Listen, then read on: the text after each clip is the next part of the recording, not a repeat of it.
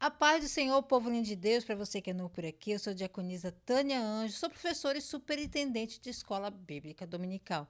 Estamos estudando o quarto trimestre das lições bíblicas da editora CPAD da classe dos adultos, que tem o tema As promessas de Deus, confie e viva as bênçãos do Senhor, porque fiel é o que prometeu. A lição de hoje é a lição 7, a promessa de um coração novo. O texto áureo vai nos dizer assim: E vos darei um coração novo, e porei dentro de vós um espírito novo, e tirarei o coração de pedra da vossa carne, e vos darei um coração de carne. Ezequiel capítulo 36, versículo 26. A verdade prática nos diz assim: o salvo em Cristo Jesus tem um coração novo, voltado para a palavra de Deus e disposto a fazer a sua vontade. A leitura bíblica em classe se encontra em Romanos, capítulo 2, do versículo 25 ao 29, Jeremias, capítulo 31, versículo 31 ao 34. Objetivos da lição: conceituar a palavra coração de acordo com a Bíblia. Destacar a nova perspectiva de vida de quem tem um coração novo e elencar as promessas para o coração novo. A introdução na revista nos diz assim: o coração tem uma perspectiva bíblica muito singular. A palavra se refere à realidade da vida interior de cada pessoa. Por isso, ao longo da Bíblia, nos deparamos com conselhos que nos incentivam a cuidar do coração e guardá-lo de todas as influências maléficas. O coração, segundo a Bíblia, é o centro da vida. As promessas para o coração são o tema dessa lição.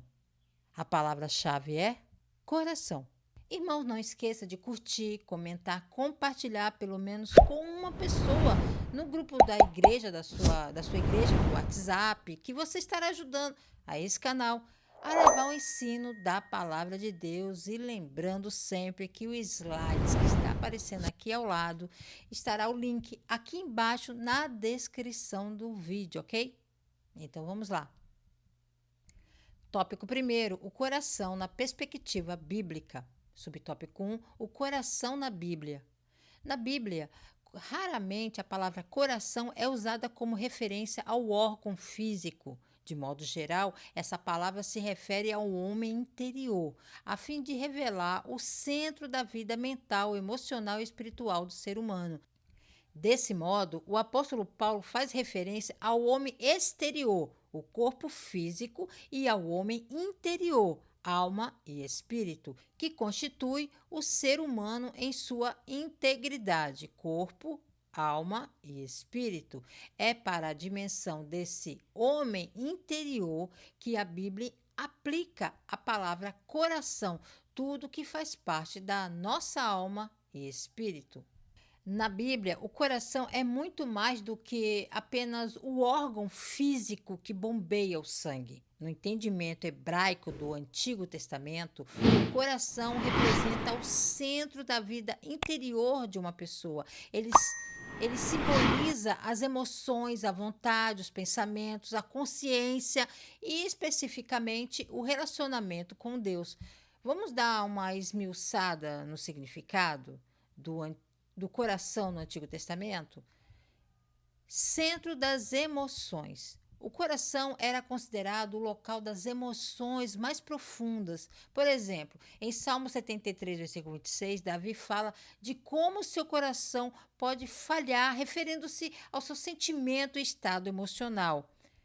Fonte do pensamento e entendimento. No Antigo Testamento, o coração também é visto como o lugar do raciocínio e sabedoria. Em Provérbios 4, 23, a sabedoria de guardar o coração, acima de tudo, é mencionada, porque dele procedem as saídas da vida, ou seja, todas as decisões e atitudes de como uma pessoa são moldadas pelo coração. Vontade e propósitos. O coração reflete as intenções do desejo de seguir a vontade de Deus ou rejeitá-la. Em Deuteronômio 30, versículo 6, Deus promete circuncidar o coração do seu povo para que eles possam amá-lo de todo o coração e viver plenamente. Moralidade e consciência. O coração é onde o ser humano responde à lei de Deus, onde se reconhece a culpa ou a inocência. Por exemplo, quando Davi peca, ele pede a Deus, em Salmo 51, versículo 10, que crie nele um coração puro. Para o povo de Israel, o coração era visto como um lugar onde se encontravam as intenções, o entendimento mais profundo. Portanto, quando Deus fala de transformar o coração, como em Jeremias 31, 33, ele está dizendo que quer mudar não são apenas só as ações das pessoas, mas seus desejos, pensamentos e emoções. Isso reflete a ideia de que a obediência verdadeira não é apenas cumprir mandamentos, mas ter um coração transformado que naturalmente deseja fazer a vontade de Deus. Assim, no Antigo Testamento, o coração era considerado o centro do ser humano, influenciado influenciando não apenas emoções e pensamentos, mas também a fé e a obediência a Deus. Subtópico 2, a circuncisão do coração. O texto da leitura bíblica em classe apresenta Romanos 2, do 25 ao 29, no contexto em que o apóstolo Paulo ensina o sentido da verdadeira circuncisão da nova aliança. De fato, a circuncisão foi um ato físico estabelecido por Deus para os descendentes de Abraão. Contudo, no Novo Testamento, o que atesta a nova aliança não é mais uma marca física, mas a obra realizada pelo Espírito Santo no coração da pessoa. Essa é a verdadeira circuncisão.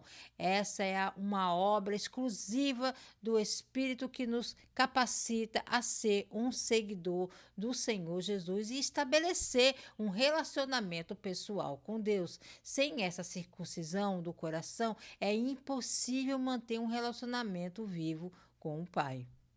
O apóstolo Paulo aborda o significado da verdadeira circuncisão no contexto da nova aliança, e sua explicação é muito prática e direta. Ele argumenta que a circuncisão física, embora importante para a antiga aliança, não é o que realmente importa para Deus. O que vale de fato é a circuncisão do coração, ou seja, uma transformação interior que leva à obediência e uma vida guiada pelo Espírito de Deus. Paulo está dizendo que não adianta você cumprir rituais, tradições religiosas extremamente se o seu coração não está transformado. Para ele, a verdadeira marca de alguém que pertence a Deus não é algo que se vê no corpo, como a circuncisão, mas algo que acontece por dentro, uma mudança de atitude, de caráter, de comportamento. Ele critica aqueles que acreditam que só porque tem a circuncisão física já está automaticamente certos com Deus. Paulo estaria dizendo que, em termos práticos, que ir à igreja, seguir tradições religiosas ou participar de rituais externos não faz alguém um verdadeiro seguidor de Cristo. O que realmente importa é o relacionamento íntimo e sincero com Deus, refletindo em como a pessoa vive e age. Uma pessoa que pode seguir todas as regras e costumes, mas seu coração estiver distante de Deus, isso não tem valor. A transformação que Paulo fala é algo que acontece quando permitimos que Deus molde nosso caráter, nos levando ao amor, à justiça e à retidão, não por medo ou por obrigação, mas porque desejamos agradar a Deus e viver de acordo com o seu Espírito. A verdadeira circuncisão que importa a Deus é a transformação do coração, e isso se aplica diretamente ao modo que vivemos, amamos e obedecemos a Deus. Subtópico 3. Um coração novo. Esse ensino do apóstolo Paulo remonta o profeta Jeremias, capítulo 33, versículo 31 ao 34, a respeito de uma nova aliança que rompe com a forma da antiga. Essa nova aliança não seria mais conhecida pelas marcas físicas, ritualísticas e externas, mas teria a ver com o interior da pessoa, pois Deus escreveria a sua lei no coração. Poria a sua lei no interior da casa de Israel. Assim Deus daria um coração novo ao seu povo. Por isso o apóstolo Paulo faz referência a essa obra com a palavra espírito, em vez da letra, pois a lei de Deus estaria dentro do ser humano que passasse pela obra de regeneração provida pelo Espírito Santo. Portanto, de maneira geral, a palavra coração se refere ao que está no interior do ser humano. O profeta Jeremias fala sobre o novo pacto que Deus estabeleceria com o seu povo Israel. Esse pacto é diferente do anterior, que foi quebrado. E promete uma transformação profunda no relacionamento entre Deus e as pessoas. O que isso significa? Deus promete que não será mais um pacto baseado em regras externas e leis escritas em tábuas de pedra, como os 10 mandamentos. Em vez disso, ele escreve suas leis no coração das pessoas. Isso significa que o relacionamento com Deus não será algo apenas exterior, com regras e rituais, mas algo interior, onde o próprio desejo de obedecer a Deus estará dentro de cada pessoa. Deus está falando de uma transformação do coração, um coração novo. Esse coração novo é moldado pela obediência e amor a Deus, não por força ou medo. Ao escrever a sua lei no coração, ele está garantindo que seu povo o conhecerá intimamente. E essa conexão não dependerá apenas de líderes, de intermediários. Todos, dos mais simples ao mais importante, terão um relacionamento direto com Deus. Para nós hoje, isso se aplica à nossa caminhada espiritual. Quando aceitamos o novo pacto através de Cristo, temos a oportunidade de ter um relacionamento íntimo e pessoal com Deus, no qual somos guiados pelo Espírito Santo. Não precisamos apenas seguir regras, mas nosso coração é transformado para querer viver de acordo com a vontade de Deus. O coração novo prometido em Jeremias representa um convite para uma vida transformada, onde Deus nos conhece profundamente, nos molda por dentro, permitindo-nos viver de acordo com os seus propósitos. A sinopse do tópico primeiro diz assim: o coração se refere ao homem interior para revelar o centro da vida mental, emocional e espiritual do ser humano. Tópico 2: o coração de quem está em Deus. Subtópico 1: um coração inclinado a Deus. Quando uma pessoa recebe a Cristo como seu Salvador, ela passa pelo processo do novo nascimento, da regeneração. Por isso, ela passa a enxergar o reino de Deus e, ao mesmo tempo, a própria necessidade espiritual. A respeito disso, nosso Senhor diz: na verdade te digo que aquele que não nascer de novo não pode ver o reino de Deus. Assim, quem tem um coração regenerado, transformado, participa do reino de Deus e, consequentemente, se inclina para as coisas do Espírito, a fim de viver de acordo com os mandamentos de Deus.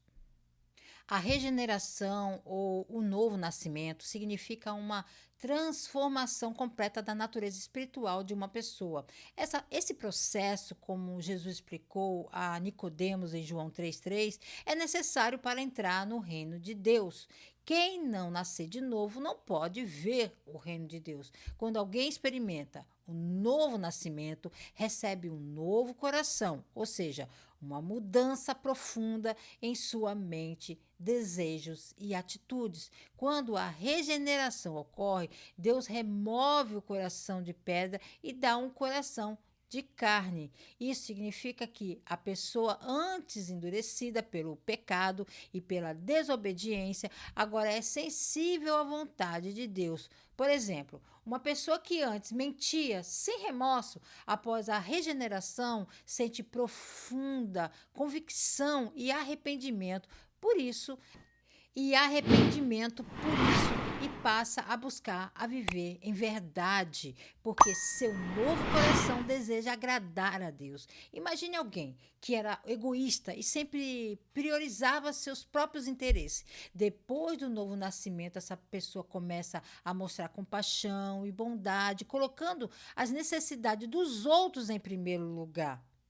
Essa transformação não é fruto apenas de esforço próprio, mas de uma mudança interior que Deus realiza ao regenerar seu coração. Assim, o novo nascimento resulta em uma vida totalmente renovada, em que a pessoa passa a viver de acordo com os valores e a vontade de Deus, não apenas por obrigação, mas por um desejo genuíno e transformado.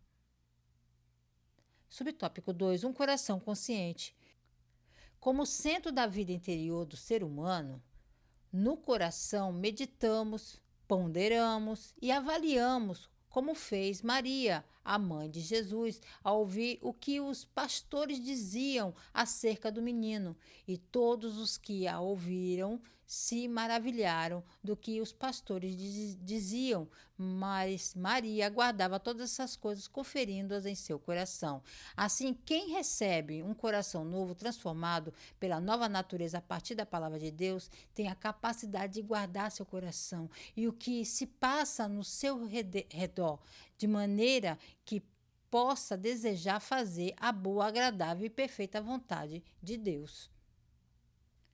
Um coração transformado passa a desejar viver de acordo com a vontade de Deus, sendo mais sensível àquele que é bom e justo. A palavra de Deus é fundamental nesse processo, pois é ela que renova a mente e guia o coração a seguir o caminho da santidade e obediência. Esse guardar o coração não se refere apenas a proteger de influências negativas, mas a cuidar de sua vida espiritual, permitindo que o Espírito Santo continue moldando sua conduta. A pessoa com um novo coração tem um discernimento espiritual mais afiado, o que a capacidade de tomar decisões alinhadas com os propósitos de Deus e a resistir às tentações que podem desviá-la de sua vontade.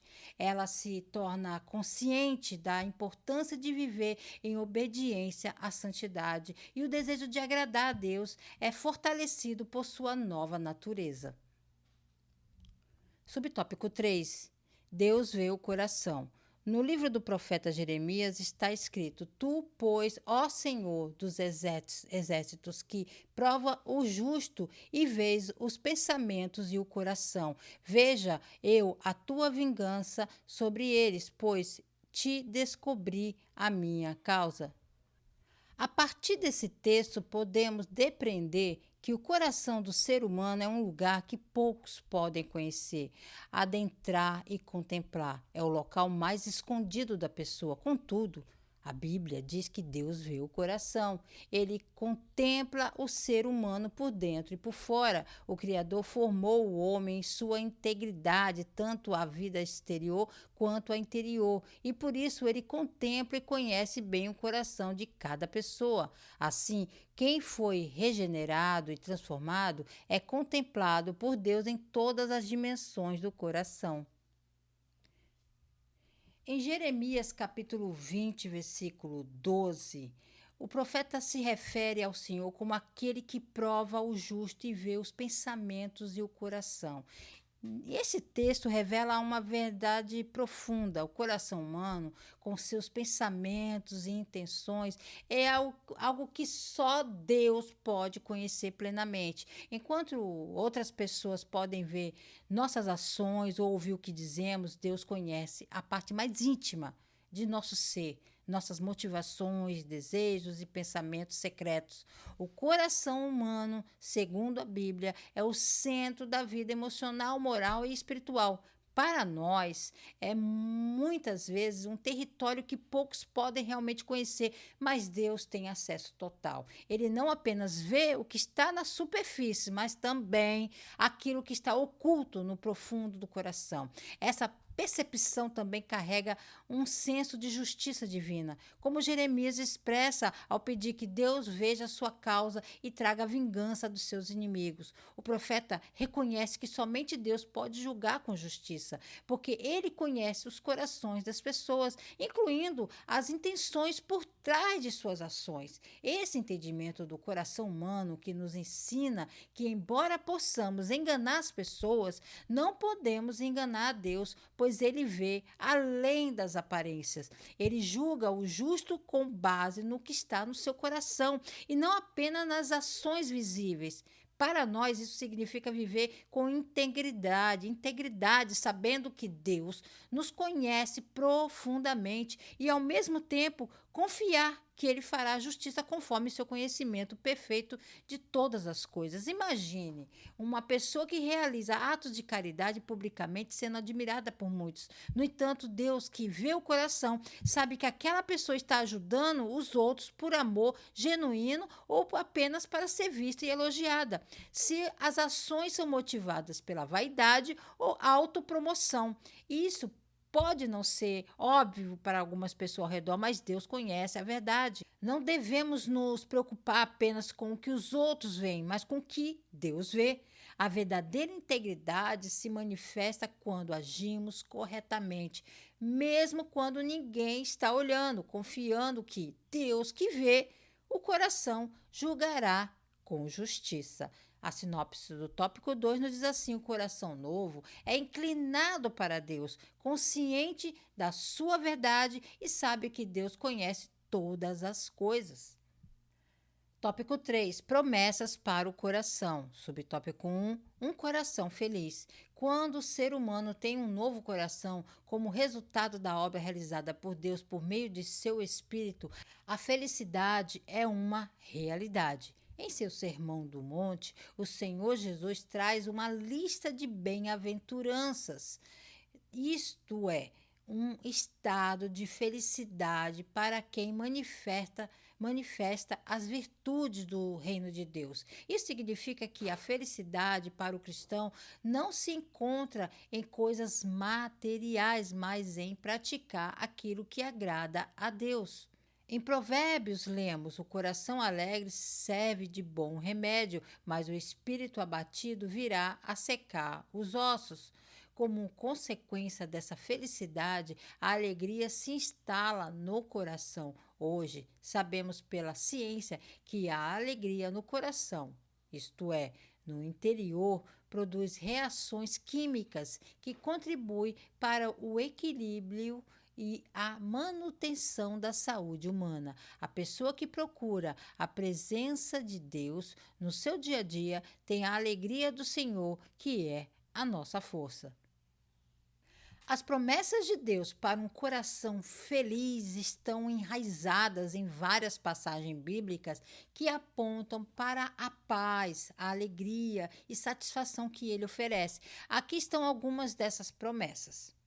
Paz em meio às dificuldades. Em Filipenses 4, do versículo 6 e 7, Deus promete paz que excede todo entendimento àqueles que entregam suas ansiedades a Ele. Um coração que confia em Deus experimenta alegria mesmo em meio às diversidades.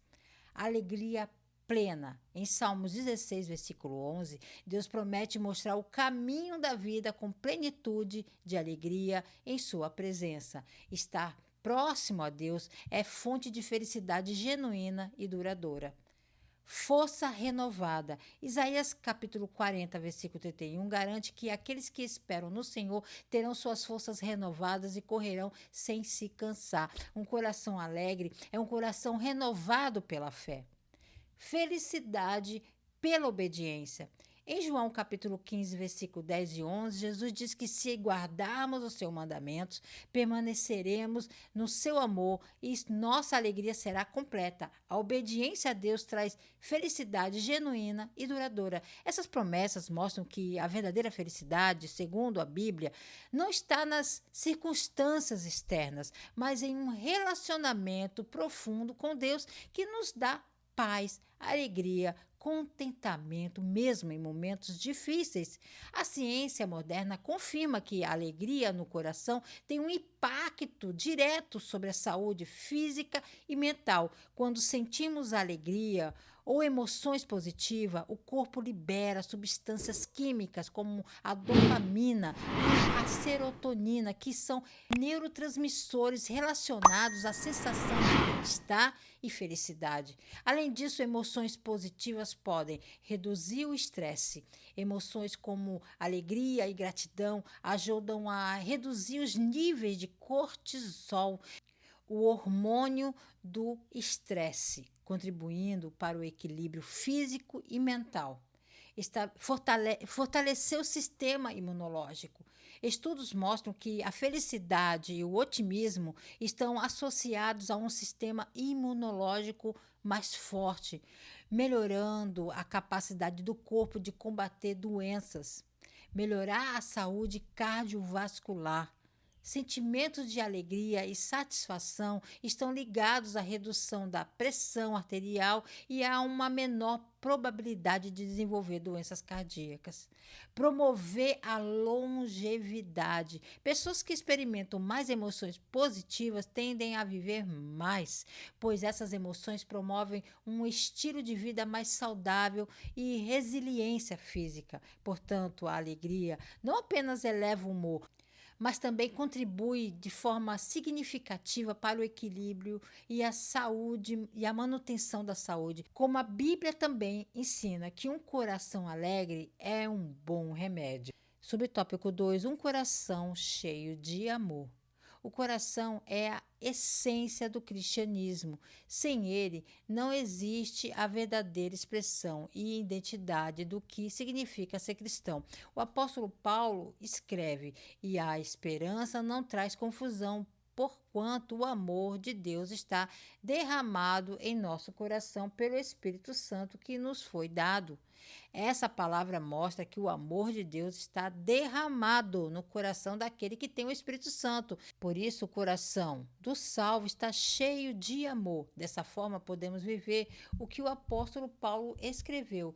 E sobre tudo isto, revestivos de amor, que é o vínculo da perfeição, e a paz de Deus, para a qual também fostes chamados em um corpo, domine em vossos corações, e sede agradecidos. O amor é a essência do cristianismo, porque ele define quem Deus é e como devemos viver como seguidores de Cristo. A Bíblia, em 1 João capítulo 4, versículo 8, diz que Deus é amor, mostrando que o amor é o centro da natureza divina.